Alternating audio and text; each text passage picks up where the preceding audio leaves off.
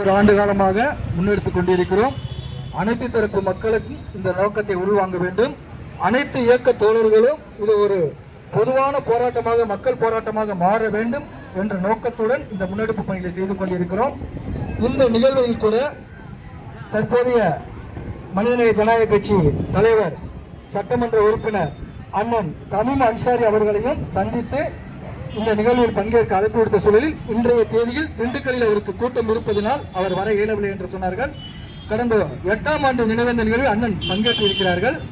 மேலும் பாமக கட்சியினுடைய சட்டமன்ற குழு தலைவரும் பசுமை இயக்க தலைவருமான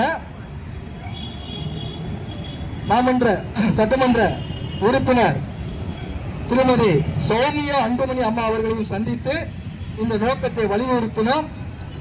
விடுதலை சிறுத்தைகள் கட்சியின் சட்டமன்ற உறுப்பினர் ஐயா ஜோதிமணி, எல்லாருக்கும் தெரிந்த இளைய பெருமாள் ஐயா அவருடைய மகன், அவர்தான் சட்டமன்ற உறுப்பினராக அங்கு பயணித்துக் கொண்டிருக்கிறார்கள்.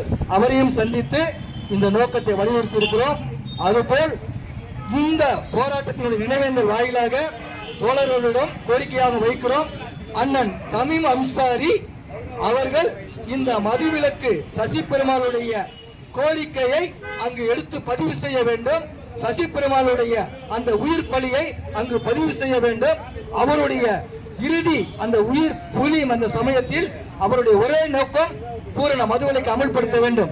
ஐயா அவர்கள் நாகர்கோயிலில் அந்த உயிர் பலியான அந்த சமயத்தில் அண்ணன் தமீம் அன்சாரி அவர்களும் அங்கு சென்று அன்றைக்கு அண்ணன் திருமாவளவன் அவர்கள், ஐயா வைகோ அவர்கள், ஐயா முத்தரசன் அவர்கள், ஐயா மற்றும் கம்யூனிஸ்ட் தலைவர்களுடன் சேர்ந்து ஐயா உடலை நாம சேலத்திற்கு எடுத்து வந்தார்கள்.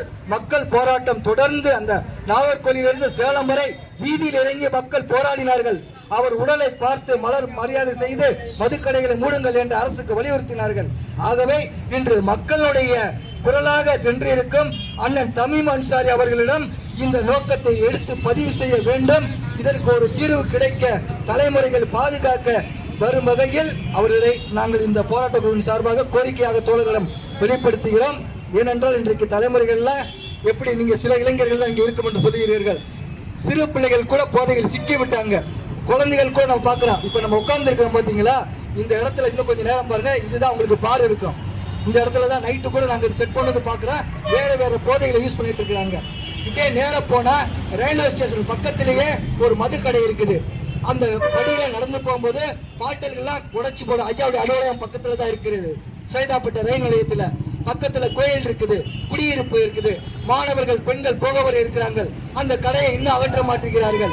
இது போல பொதுமக்கள் கூடும் இடங்கள், பள்ளி இருக்கும் இடங்கள், பள்ளிக்கூடம் இருக்கும் இடங்கள், கல்லூரி இருக்கும் இடங்களில் இந்த மதுக்கடைகள் இருக்கதான் செய்கிறது. இன்னும் தடை செய்யப்பட்ட குட்கா போன்ற போதைப் பொருள்களும், கஞ்சா போன்ற பொருள்களும் இந்த சமூகத்தில் எங்கு பார்த்தாலும் உலா கொண்டுதான் இருக்கின்றன. அதையும் கட்டுப்படுத்துவதற்கு நடவடிக்கை எடுக்கும் வகையில் அண்ணன் சட்டமன்ற உறுப்பினர் தமீம் அன்சாரி அவர் வாயிலாக அந்த அரசுக்கும் காவல்துறைக்கும் எடுத்துரைக்க வேண்டும் என ஒரு அன்பான வேண்டுகோளாக காந்தியவாதி சசி பெருமாள் மது ஒழிப்பு போராளிகள் சார்பாக தோழர் அவர்களுக்கும் வேண்டுகோள் வைக்கிறோம். அடுத்ததாக நாம் மத்தியில் வருகை புரிந்துள்ள சமூக நீதியின் மக்கள் இயக்கத்தின் தலைவர் ஐயா அம்பேத்கர் தாசன் அவர்கள் சசி பெருமாள் ஐயாவுக்கு நினைவேந்தல் உரை ஆற்றுமாறு அன்புடன் அழைக்கிறோம்.